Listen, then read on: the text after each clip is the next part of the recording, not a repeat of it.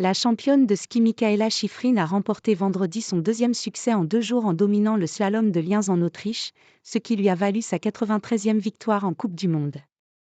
Comme jeudi en géant, l'Américaine, quintuple vainqueur du Gros Globe de cristal, a plié la course dès la première manche en reléguant ses concurrentes à plus d'une seconde. À l'issue d'une seconde manche réalisée tout en contrôle et en maîtrise, Shiffrin a finalement coupé la ligne avec 2 secondes 34 d'avance, un monde, sur l'Allemande Lena Dürr deuxième. La Suissesse Michèle Gisin complète le podium, plus de sec 45.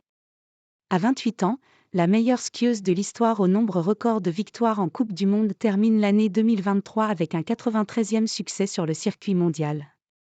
Il s'agit aussi de sa 56e victoire mondiale en slalom, sa discipline de prédilection.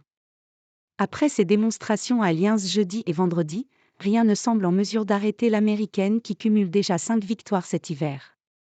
Je me suis sentie tellement bien sur les skis, a réagi Shiffrin à l'issue du slalom vendredi, ajoutant se sentir enfin vraiment en forme après un début de saison où elle a moins écrasé la concurrence.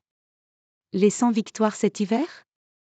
En géant, elle avait signé jeudi sa première victoire de l'hiver après 3 troisièmes places dans la discipline. Et en slalom, elle a souvent dû batailler jusqu'au bout avec une Petra Vlhová en grande forme, qui l'a battue 2 fois sur les piquets cette saison. Mais la Slovaque, impressionnante la semaine dernière à Courchevel où elle a réussi à prendre le dessus sur Shiffrin, a semblé bien diminuer à Lienz où elle a dû se contenter d'une 7e place jeudi et d'une 5e place vendredi.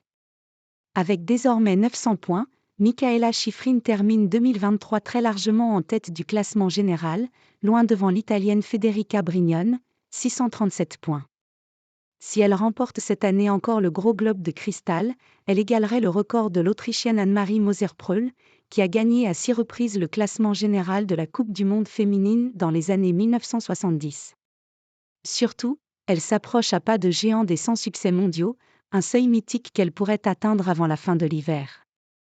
Du côté des Françaises, Chiara Pogno, Marie Lamure et Kathleen Mcfarlane ont respectivement terminé aux 24e, 25e et 26e places.